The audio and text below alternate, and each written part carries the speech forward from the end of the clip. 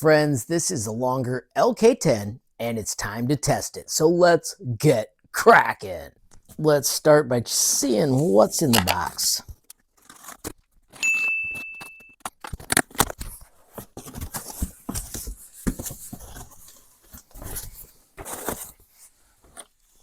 Spool holder, power cord. We'll get in this in a minute. The manual, starter filament, the gantry, which comes as a single part, the display, and the base. We can check out this pouch. Of course, we've got the bolts, 3 different sets, and the wrenches and some zip ties. Install the gantry frame with the base unit using the longer screws and the size 4 hex. I like to get it hand started just so I can get it lined up before I really tighten it up. And I found that easier to do while it's on its side. And of course, I'm going to flip it around and get this side started as well. And with all 4 started, I'm going to tighten them up from both sides. Of course, making sure that you've got it in nice and square before tightening everything down. Step 2, install the screen. We're going to use some M420 screws and add them right there, which is pretty easy once you get it turned on your side and grab the correct wrench. While we're down here, we'll fasten this as well. Next up is the filament holder. It'll be right on top. Once again, M420. And finally, connect the cables. I attached the large gray printhead cable first. Notice it also has these small screws that we add to lock it in place.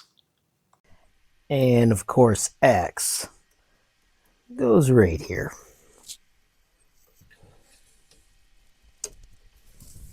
We do need to also attach both of the Z motors. And this is a great time to double check the belt tension on Y. Now let's attach the printhead cable up here with these 2 connectors. Of course, make sure you push the cable through far enough so the printhead can move freely. Today we have the LK10 and we need to make sure that we have the right voltage for the US. If we spin it around, it is also shown on the back. And as you can see from mine right now, it had the 230. In the US, I've got to have it at 115. Next up, we're checking for shaking and adjusting. I just ran through these and mine feels nice and smooth. My belts feel great as well, but you can see there's also easy access if you need to adjust them. And of course, now the next step is to power it on.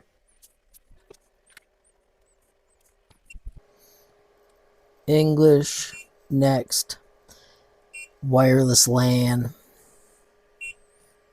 And there you can see it found my network. Let me just show you how the letters work when you're trying to type this in. Of course, you pick whether you're doing numbers or text. I'm going to choose to do letters first. Let's say you need an A or a B or a C. You just tap that and then you pick from the list up above. If you need caps, you do have to start over, click, and then choose the letters you want. Numbers are a little bit easier as when you click them, you can actually see all the numbers. You don't have to switch between them, but you use the same type technique to also get to special characters. Once you're connected, you can hit OK. Do make sure you remember that IP number. You're going to need that later when you set up Orca. Next up, I bounced to calibration and I just let it run through all the steps. You do need to be patient as it did take all of the 30 minutes. While it's doing the calibration process, let's find Orca Slicer. You can do it by visiting orcaslicer.com. Notice there are no dashes or anything.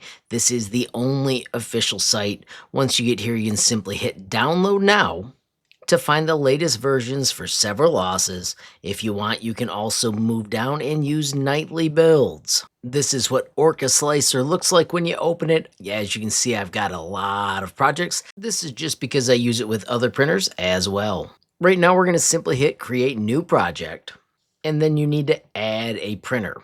I've already got my Longer LK10 Tina 2 Plus.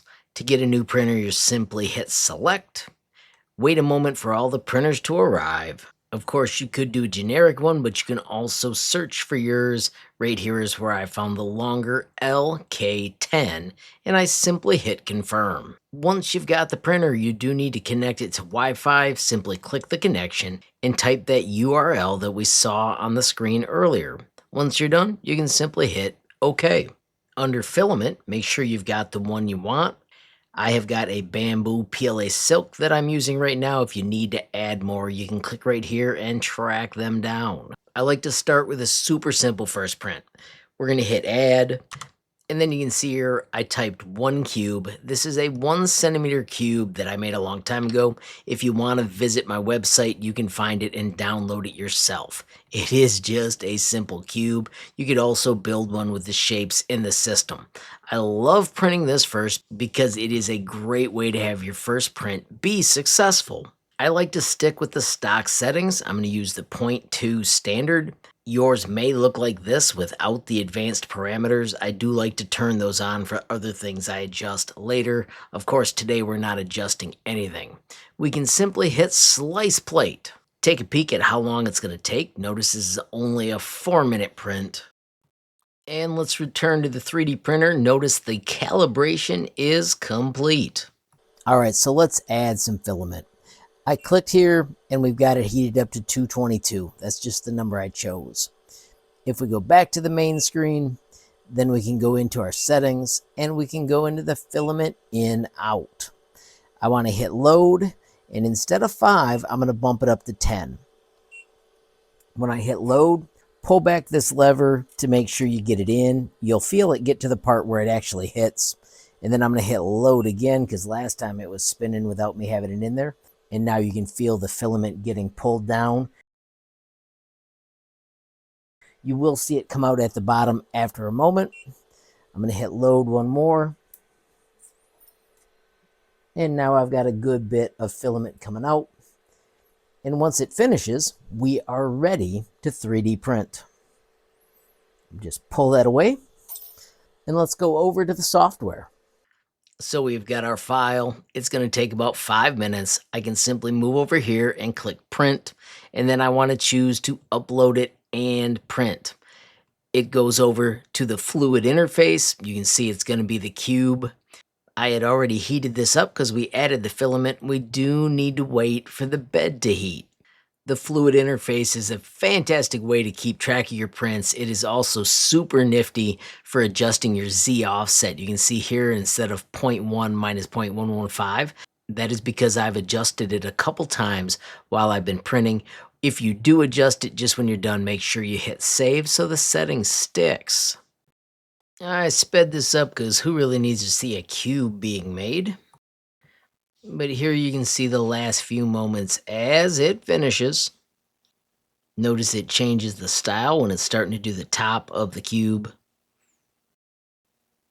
And finally, everything completes. Alrighty, so now we can pop the bed and off comes our tiny centimeter cube. Now this is probably the easiest thing you'll ever print, but it's a fantastic way to start your printing. Now you can start moving on to more epic stuff like you'll see in some of my YouTube shorts. So a quick wrap up first. Absolutely love how easy the LK10 was to set up. To be able to get it out of the box and be printing in about a half hour is just absolutely awesome. Also love how it connects via Wi-Fi using Klipper and Orca for the slicing is just an absolute breeze. Of course, if you've got questions, I'd love to hear them in the comments, and if you're using one, I'd love to hear what you think of yours as well. I do want to say thank you to everybody that supports me via YouTube memberships. Don't forget there are 3 different levels of support starting as low as $5 a month. With any level of support, you get early access to videos. Also, make sure you pay attention for those members-only posts. A massive shout out as well to everybody that supports me via Patreon.